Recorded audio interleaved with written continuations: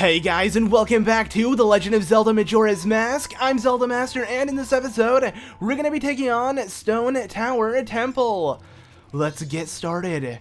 And may I just say, this music is absolutely awesome.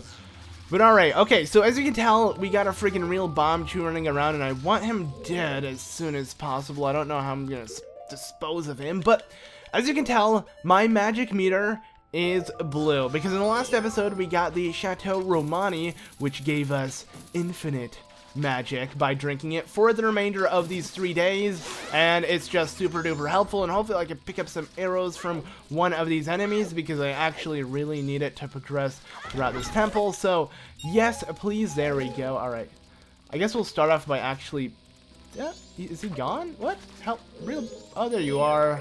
Hello, little guy. Prepare to die. Die! No? Okay, you know what? I don't really care much about you anymore. But as you can see, some of this temple is literally upside down. You got upside down switches and just weird things overall. It looks really confusing, but it's not. It will all make sense real soon, so don't worry about that.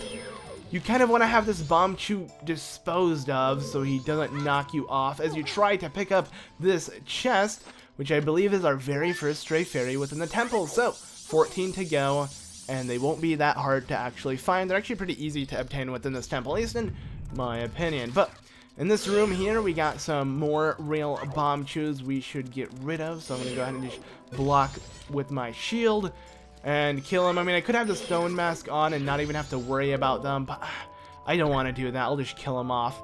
Anyways, this room is filled with switches.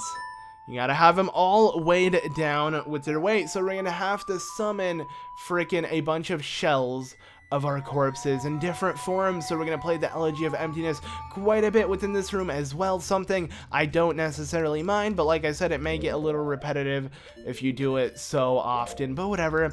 This switch can only be weighed down as a really fat Goron, so yeah, we kind of have to turn into a Goron for this one in particular, because no other spirit form that we take will turn us into something that's heavy, I guess. So we're going to play the Elegy of Emptiness to have this one pressed in. It's kind of cool how these are as heavy as your normal body. Like, they don't, because they look like they'll be really light. Like, it's just made out of, like, I don't know, some kind of material that's light overall. But yeah, look at that. This is how Darmanian looks. Yet, you know how we never saw his legs because he was a ghost? I can completely understand why he cut him off or whatever, because they were so freaking tiny and useless, man. Like, that sucks, Darmanian.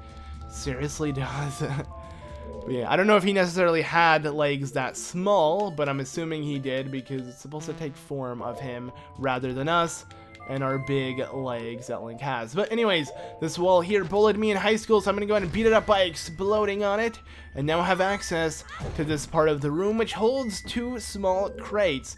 You could either put on your Zora's Mask, play the Elegy of Emptiness to cover one of the switches, or you can pick up the 2 small crates and place one on each switch, and then it'll be good to go. If you do happen to break one, you'll have to play the Elegy of Emptiness. But if you break both of them, you have to leave the room and redo all of this, because everything like despawns all of these empty shells, which sucks.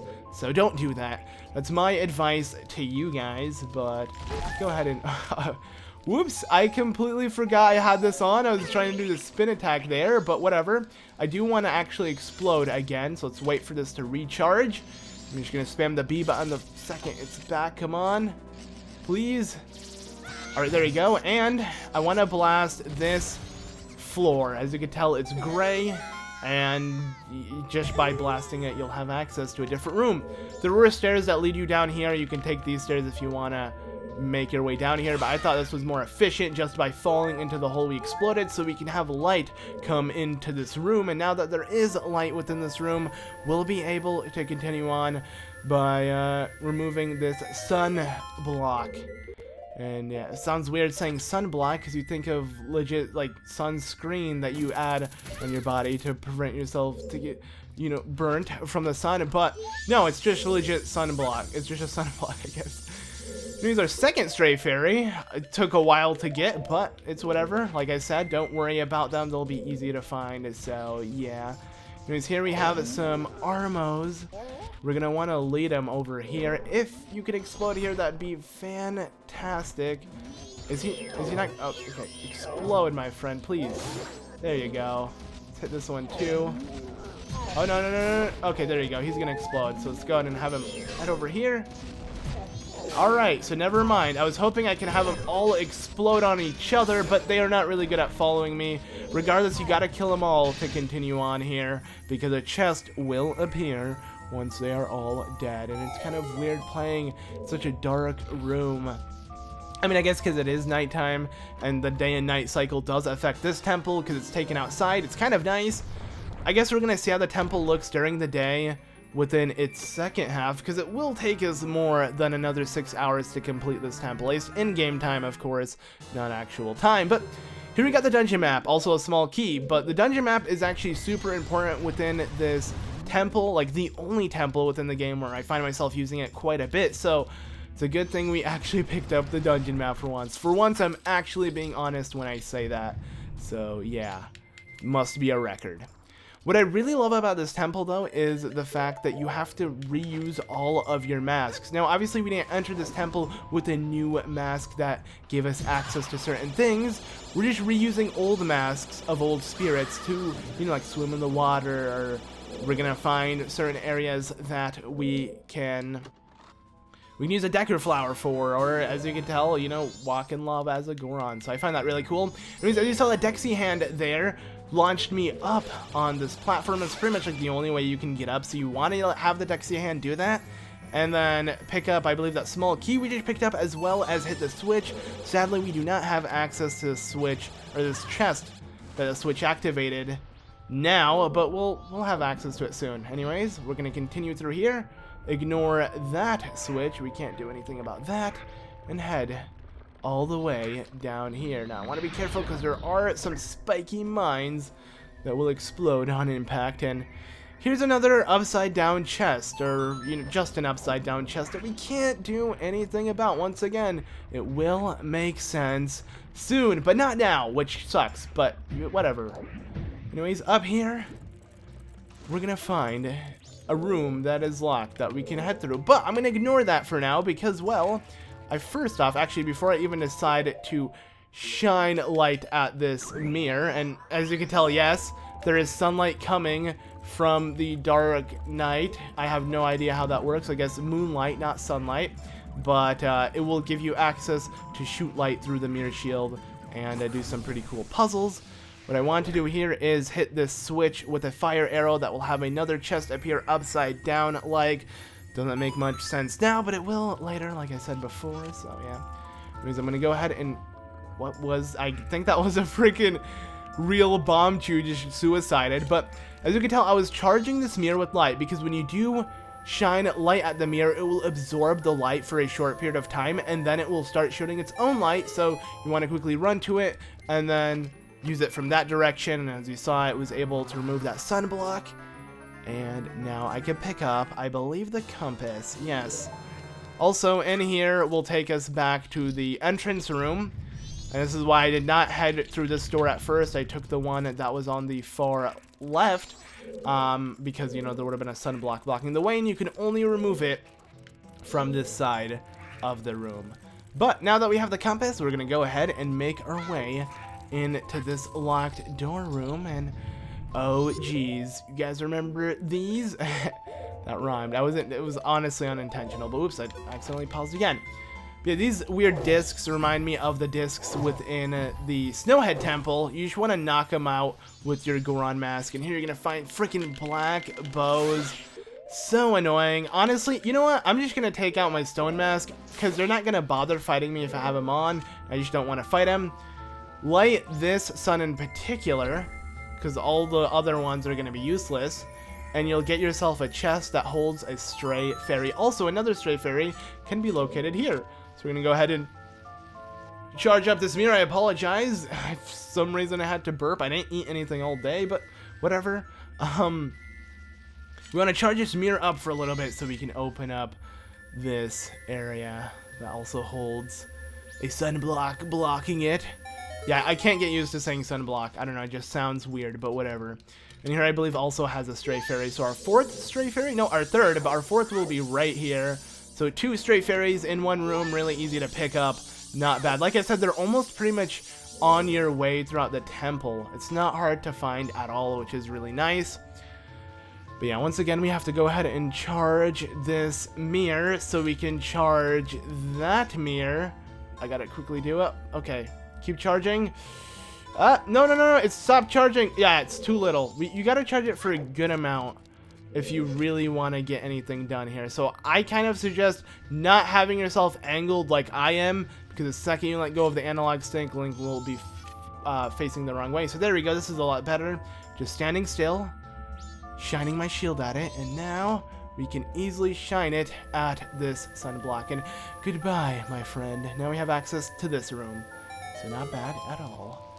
In here, I believe there are some enemies that will only appear if I take off the stone mask. I don't want to mess with them, so I'm just gonna ignore them and continue on into this room where a really annoying puzzle is gonna come into place. It's not really a puzzle more than it is like a type of little mini game type thing you have to do. You see the switch that you can only press on as a Goron? Well, you gotta roll to it as fast as you can, and you're given really limited time to do this. Okay, I made it as the ring of fire came back. That was really lucky, but it's usually a whole lot harder and a whole lot more annoying, and it may take you a bunch of tries because like you have to be like pretty much perfect when it comes to rolling and not bounce to any walls or anything. But once you do that, it will give you access to a chest, I guess. I forgot why we hit that switch. I believe a chest just appeared from doing that. So yeah, it's a good thing we hit it. And now we can continue on in this room. This room also requires you to use your Deku mask for a good portion of it. So that's cool. You know, we got to use our Goron mask, and now we're using our Deku mask to continue on. But what I want to do is I want to get some air from these weird I don't know what they are. It's just like weird type of gusty wind that blows out of those tubes. And if you jump into them, they literally give you your Deku flowers. So you don't have to enter a like Deku flower to gain them, just like that, as you can tell. And yeah, we're just able to fly around like this. Jump in it again and you get a nice boost like that. And that was actually really bad. Let's go ahead and quickly... yes, reposition ourselves. This is really bad. I'm not positioned that well, and the bomb shoot might explode on me. He did, and now I'm dead. There's no way I'm going to live throughout this. Yes, because you instantly burn as a Deku scrub. And that bomb chew's alive again now because we died, so he has reappeared. Great, of course. I shall be failing something that shouldn't be too hard. But, you know me, I'm just so great at things. Alright, if I can slow things down and... no. Oh, you know what? No, that was really bad. Come on, can I do it? Can I do it? Yes! Okay. Phew. Made it. Now we can open up this chest. But yeah, that was really close, as you saw. And we were able to pick up a stray fairy for making it to the end of this area. And also head inside this room where we're going to fight our first mini-boss of the temple. This, my friends, is the master of all the Garos, and he looks super freaking badass. Say hello to, I believe, literally Master Garo, right? So the Garo Master, rather. Sounds better anyways. But this guy is easy. All you want to do is slash your sword. He's a little different. You know, he's not as weak and clumsy as his men, but he's nothing special. He has flaming little... katana-like swords. I don't know what those are, but he has little flaming blades that you want to be careful of. And honestly, my way of fighting him is literally spamming the spin attack until he gets close enough for you to hit him. Yes, you will get hit a lot by doing this tactic. Yes, it's not the smartest tactic, but do I care? No, I don't. This is the best part, though, because you easily get a nice shot at him when he jumps in the air and tries to crash into you. I think it's really dumb on his part, but yeah, we're just going to try to avoid his attack and try to hit him. There we go. We killed him. Not bad.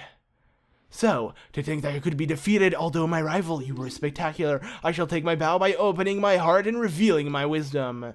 If you shoot, that which releases the sacred gold light into the blood-stained red emblem outside the temple, it shall rearrange things in which the earth is born in the heavens, and the moon is born on the earth. Do not forget these words, die I shall, leaving no corpse. That is the law of Garo. Huh. Interesting. So he gave us a really important tip that will help us throughout the temple, and he also suicided by exploding a bomb on himself. So yeah, unlike the other Garos who literally vanish, he had to literally explode himself so he didn't leave his corpse behind, I guess. So we don't investigate it. It's not like Link does that. Link never pillages a corpse. It would be nice if you could to pick up like sweet weapons from them, but whatever, I'm not complaining. Anyways, keep this whole blood-stained switch thing in mind, the emblem, because that will make sense real soon. Like, real freaking soon. So, yeah. Anyways, here we're gonna fight an Igor. I believe the first time we actually encounter one of these within the game, and they are really freaking cool. How this works is you just approach them, they're gonna try to battle you by slamming into the floor, so you want to quickly shoot a light arrow at them. I highly suggest you use a light arrow because it does double the damage, or I think like triple or whatever. Here is the thing though, I don't have any more arrows on me, and literally one more hit and this guy would die. Also, we're locked in here, so I might have to maybe resort to a hook shot. I don't know if that will do damage. Let's try. No, it does not. Wait, what? What am I supposed to do here if I don't have... Oh, there we go. It does. Okay. It does a whole lot less damage, so it's a good thing this has happened to me, because I wouldn't have mentioned that. So yeah, if you don't have arrows, you can use a hook shot. You're not stuck in this room as I thought, like for a couple seconds. But yeah, it only took us 3 hits because I believe it takes you 4 hits in total, but the light arrow did double damage, so we were able to just do a crap ton to him. And yes, anyways, we are now outside, or back into the main room of the temple. And let's see, I actually want to jump down here and look for some arrows because we want to hit, ooh, a fairy, not bad, but we want to hit this sun thing with a light arrow because, believe it or not, the light arrows emulate light. So by hitting something that requires light, it will, yes, it will actually light it up. So that's what we're gonna be doing. Let me just kill this freaking annoying guy though. Jeez. Now, I don't believe we're gonna find anything in here. Yes, we're not. Oh, okay, yes, 10 arrows, sweet. I'm gonna go ahead and shoot a light arrow right here. And by doing that, a chest will appear, sadly upside down, but it will make sense literally within a couple seconds. Or maybe in the next episode for you. So, yes. Now, the Garo Master told us about hitting a emerald shaped thing. What was he saying? I forgot what he said already. Wow. A blood-stained emerald switch, and that's it, as you saw. From revealing the block, or from removing the block, we revealed the switch itself, and we're gonna hit it with the light arrow. You gotta hit it with the light arrow to actually do it. So you pretty much have to exit the temple to do this little thing, but it's worth it because you can't really advance without doing this. Heck, you have to flip the way of the world. So we're gonna see what happens when we hit the switch in the next episode. So thank you all so much for watching. In the next episode, the world's gonna be upside down.